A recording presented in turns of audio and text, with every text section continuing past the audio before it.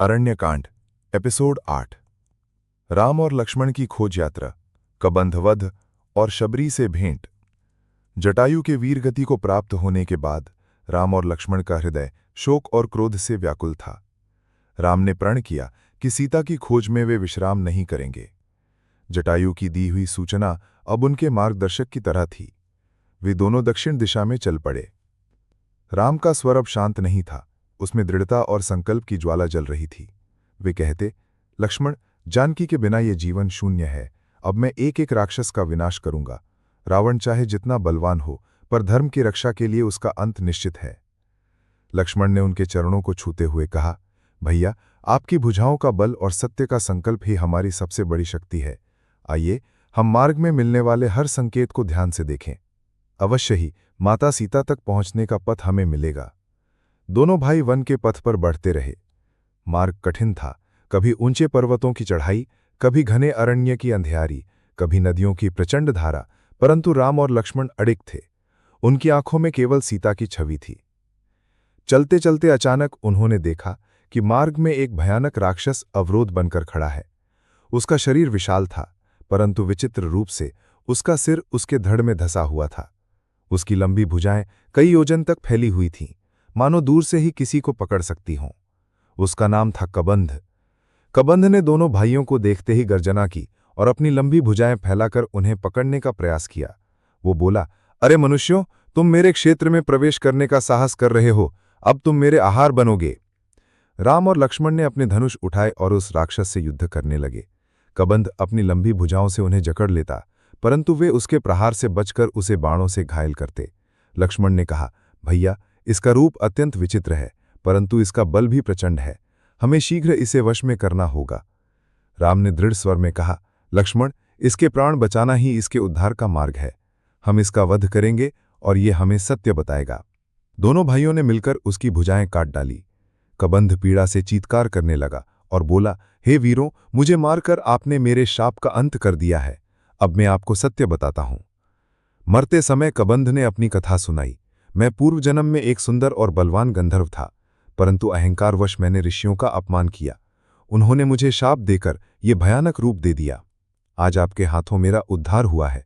हे राम, मैं जानता हूं कि आप कौन हैं। आप विष्णु के अवतार हैं, धर्म की रक्षा के लिए अवतरित हुए हैं। आपकी पत्नी रावण द्वारा लंका ले जाई गई है। उन्हें पाने के लिए आपको सुग्रीव नामक वानर राज से मित्रता करनी होगी। सुग्रीव ऋष्यमुख पर्वत पर अपने अनुज हनुमान के साथ रहता है, वही आपके कार्य में सहायक होगा। ये कहकर कबंध ने प्राण त्याग दिए। उसका विकृत शरीर दिव्य रूप धारण कर आकाश की ओर गया। राम और लक्ष्मण ने प्रणाम किया और उसकी बताई दिशा में आगे बढ़ने का निश्चय किया। वन में आगे बढ़ते हुए वे एक शांत स्थान पर पहुंचे। वहां सुगंधित पुष्पों की वर्षा हो रही थी, वायु मधुर थी और वातावरण पवित्र। वहां एक वृद्धा तपस्विनी अपनी झोपड़ी में बैठी प्रभु का नाम जप रही थी। वो थी शबरी। शबरी ने जब राम और लक्ष्मण को देखा तो उसकी आंखों से आंसू बह निकले। उसने हाथ जोड़कर कहा, आह, आज मेरा जीवन धन्य हो गया। वर्षों से मैं आपके दर्शन की प्रतीक्षा कर रही थी। मेरे गुरु मातंग ऋषि ने कहा था कि एक दिन स्वयं भगवान राम यहां पधारेंगे और मेरे तप का फल देंगे। आज वो दिन आया है। राम ने बड़े स्नेह से उस वृद्धा को देखा।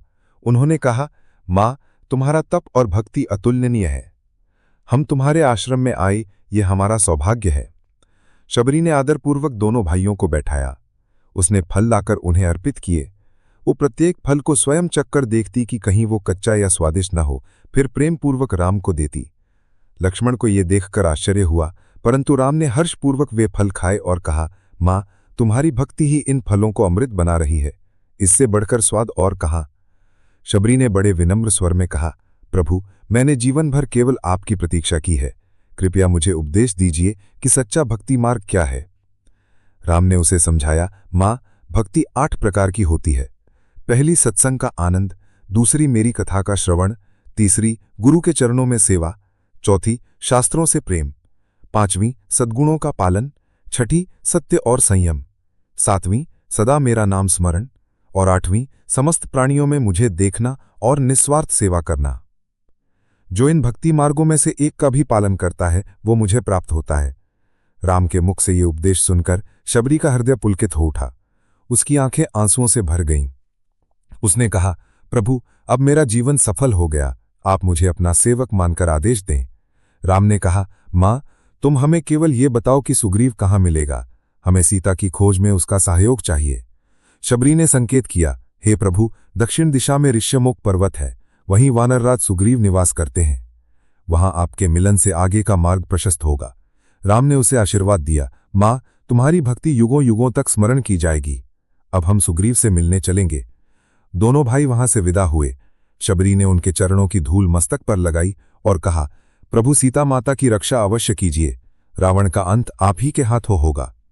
राम और लक्ष्मण ने दक्षिण दिशा की ओर प्रस्थान किया। अब उन्हें मार्ग स्पष्ट था।